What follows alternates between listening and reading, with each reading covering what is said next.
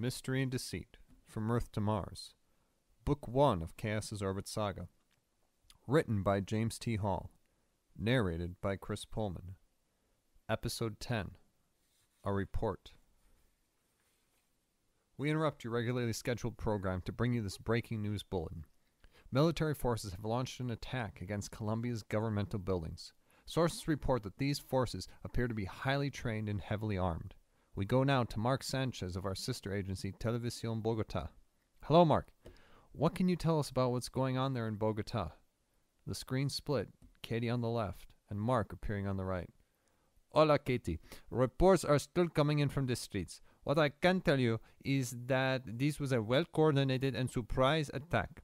Eyewitnesses described the initial firefight as something out of a science fiction movie. Apparently, the attackers used some sort of hand-wielded energy weapons in their assault. Unsubstantiated reports at this hour say that those struck by the energy weapons would drop to the ground, writhing in pain as they seemed to be eaten or dissolved from the spot they were hit. It is still quite confusing, Katie. What we contacted the government, the Terran government, they told us they had no news such as we are asking about. Things are happening very rapidly on the ground there in Bogotá. Is that correct, Mark? Yes, they are, Katie. In fact, as your viewers may not yet know, this apparent battle broke out less than 10 minutes ago. Do we know if the fighting is still ongoing or has order been restored? Well, Katie, from reports, the fighting has ended, though I would hesitate to say order has been restored. From the reports I've seen, I've heard, if I had to guess, I would say that the Colombian military guards at the State House and Capitol were quickly overtaken and eliminated. I'm sorry, Mark. Did you say that the Colombian military's defense forces were eliminated? Yes, that is correct, Katie. What size of an attacking force are we talking about here, Mark? Katie, reports vary, but the numbers is between 8 and 12 persons, Mark replied while checking his notes. So a force whose largest size was 12, Katie said, checking her own notes, defeated and, as you say, eliminated the military guard there of how many? We don't know for sure, Katie, but estimates the guard at no more than 160 troops, approximately company strength. What is the outcome of this right now? Katie asked directly into the camera, shaking her head in utter disbelief. Well, Katie, we simply do not know. As you say, this is an ongoing thing. We are still waiting for official word from... Mark paused as he put his hand to his ear, looking off camera. Katie, I believe we have live footage from a news crew at the Terran Embassy in Bogotá. Apparently... Mark paused again, his eyes widening as he nodded. Apparently, it has also been attacks. We are going there live now. The screen changed again to include Katie top left, Mark top right, and a widescreen live shot down the street from the Terran Embassy, trained on its main gates, which were hanging off their hinges. Y los peleados, ellos vinieron de la izquierda del calle 2 o 3 minutos antes hora. Ellos entraron en la embajada y entonces oímos las explosiones de dentro de la embajada. Mark, Katie said over the shaky live shot, can you help our viewers understand what's going on? Yes, Katie, Mark replied as the voice of the live reporter continued. The reporter is saying that the fighters came from the left side of the street and attacked the embassy. Mark paused as he listened to the reporter. Nos vemos movimiento. They entered the embassy and then there were explosions, Mark said quickly. Katie, they apparently see movement there. Mark finished as the camera zoomed in. There, being drug out into the street by his hair, was a man in a suit. Mark, is that the Terran ambassador to Colombia, Robert Knight? I believe it is, Katie. Pienso, sí, el hombre está señalado a nosotros. On screen, the man in uniform holding the ambassador's hair could be seen pointing directly at the camera crew. Recorde este, the man demanded. He had just ordered them to record this. Mark confirmed to Katie. I know this is going out worldwide, the uniformed man boomed. Let this be my notice to the world. I am Chaos.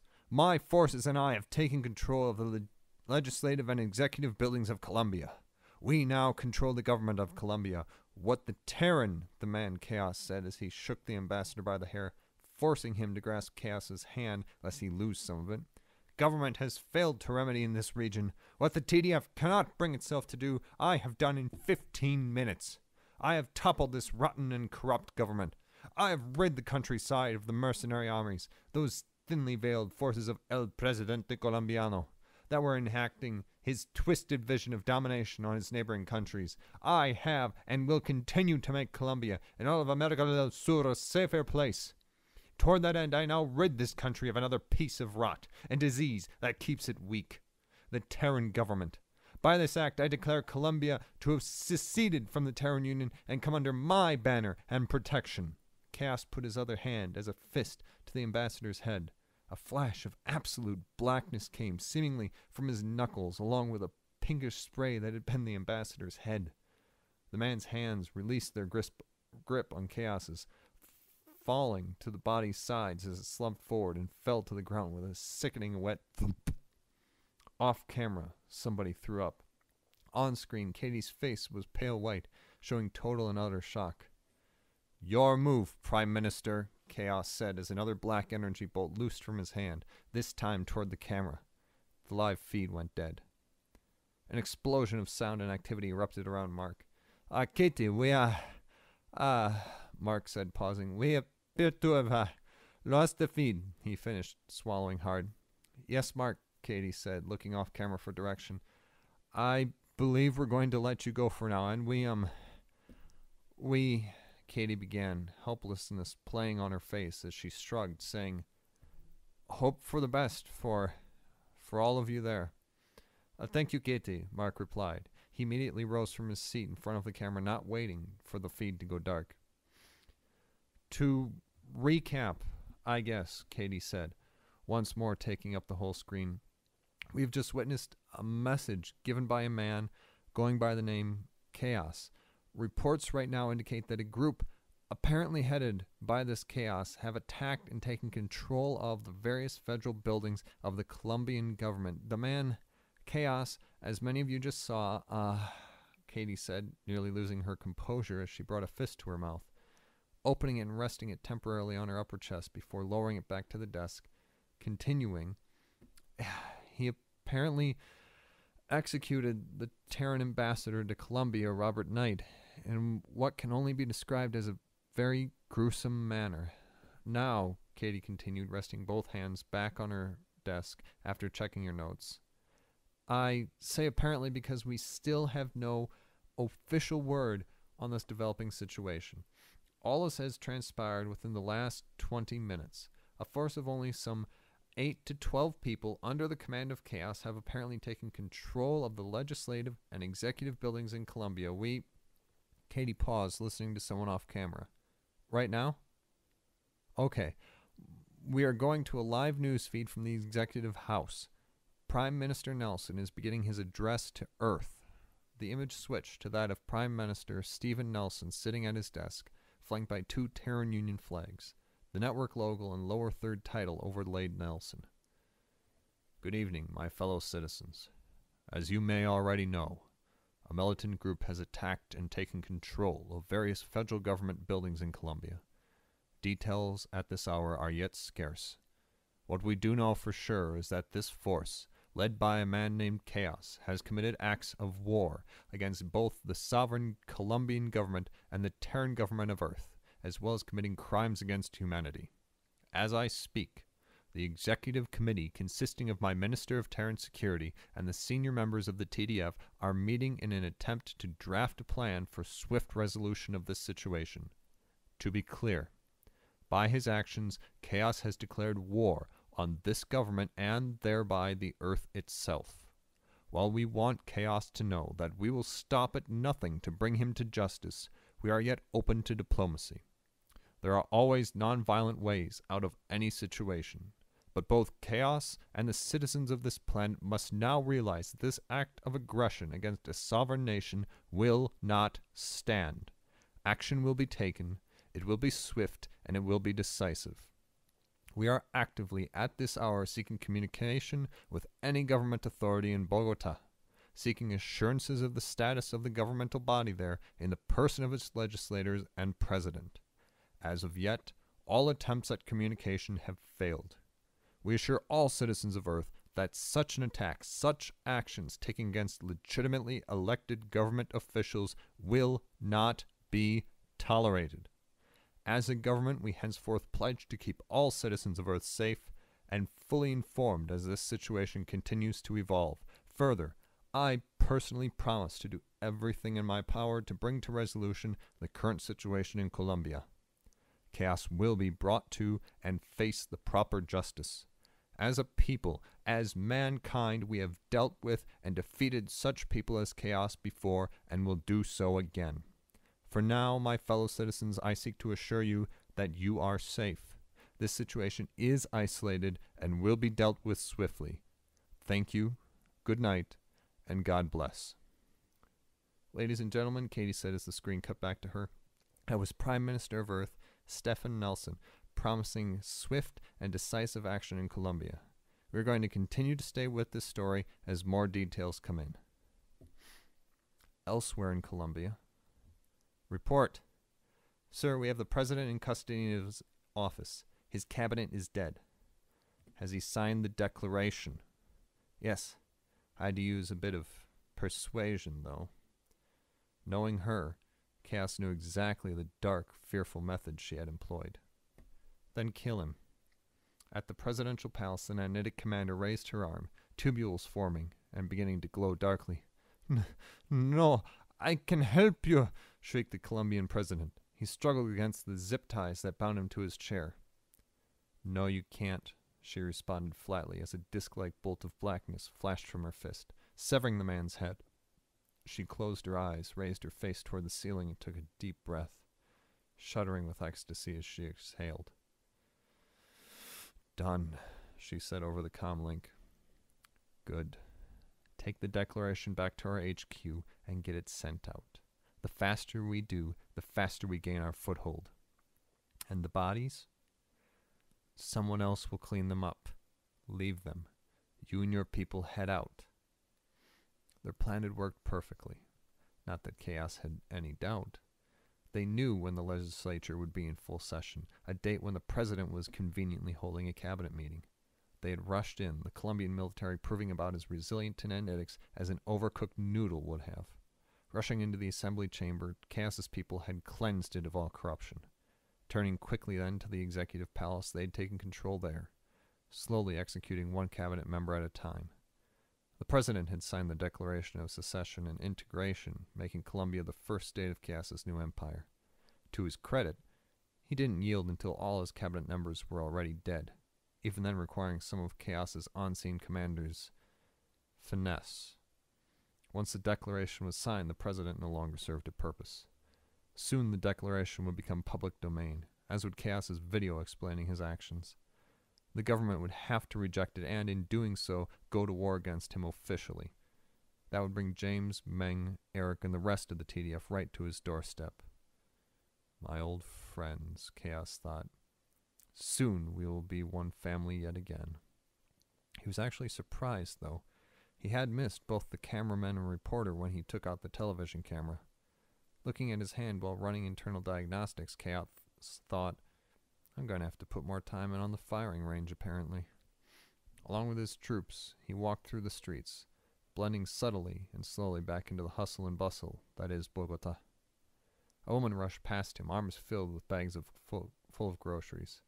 A head of lettuce fell out. Chaos quickly scooped it up, jogging after her, tapping her on the shoulder when she was within an arm's reach and said, Señorita, su lechuga. She quickly accepted the lettuce and rushed back off her own way. Yes, soon all those who oppose me will either submit or die, Chaos thought as he again melded back into the crowd. Back at the news station. I'm sorry, but I understand that we have just received a document and video, Katie said as she interrupted her guest, Matthew Welsh, the camera focusing on her. The document is being reviewed, but appears to be signed by the President of Colombia. We are bringing up the video now. The screen switched to an image of Chaos. He was seated at an old desk with a well-worn wooden top. Behind him was a simply painted wall. Overall, the shot could have been set anywhere, as there were no identifying features to it. The whole scene, though, did seem to be in need of additional lighting. Chaos appearing to be steeped in shadows.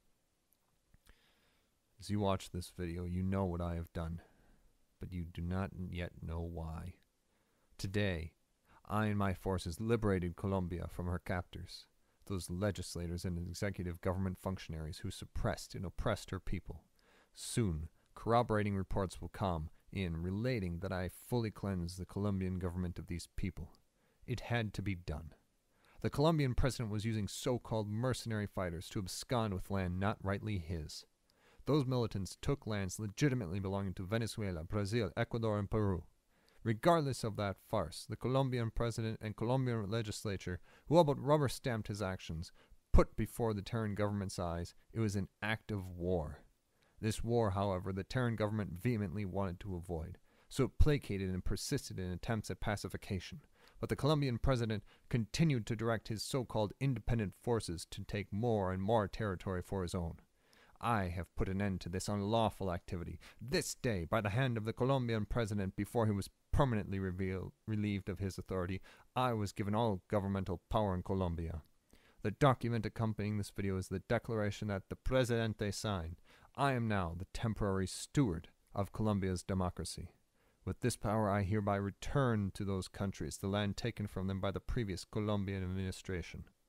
I will further use my authority to right the Colombian ship of state, as well as create harmony in this region of America del Sur. I have a great love for these people and this region and seek only the betterment of their lives. Toward that end, with the authority I now possess, I hereby also absorb all foreign companies and redistribute ownership of them to the citizens of Colombia. Plants and factories will continue to function, but will work for the betterment of the Colombian people. Those who hoard money will be cleansed. Colombia will be a beacon to the world, one that lights the way to a better future. The government has become ineffectual, and I will show them how to change. To all countries of the world I now say, give me your tired, your poor, your huddled masses yearning to breathe free, the wretched refuse of your teeming shore. Send these, the homeless, tempest-tossed to me. I lift my lamp beside the golden door. I will take those unwanted, those destitute, those drains of society of yours, and show you how they can be made into productive members of society. Together, they and I will rebuild Colombia and the world. It is for these reasons that I, this day, committed these acts that will be called criminal and warmongering. I do it for the betterment of humanity, something the current Terran government will not and cannot do. It has become rotten and ineffectual in its bureaucracy. So it too will be cleansed by my might. Follow me, my fellow citizens, or do not. But do not stand between me and our collective destiny. It is a dead end. With that, the screen cut back to a single view of Katie. That was apparently Chaos, leader of the group of TDF elite-like soldiers who this day slaughtered all members of the Colombian legislature, the president, and all members of his cabinet.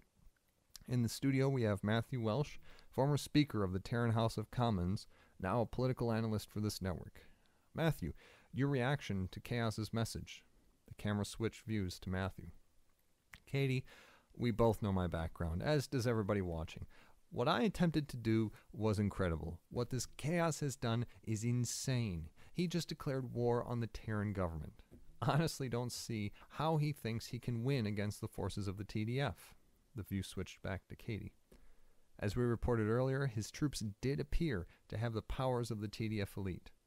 Once more, the camera switched to Matthew as he began to gesture with his hands, saying, "Be that as it may, Katie, Chaos hit the legislature, presidential palace, and the Terran government embassy with a total of 16 people. The TDF has, at last report, a few 10,000 elite troops. Unless he was only using the absolute minimum he needed, which why do so when you're clearly making a huge political statement already? Certainly he can't expect that this supposed takeover of his will last." The camera back on Katie, she said, "Politically, what is the statement he just made?"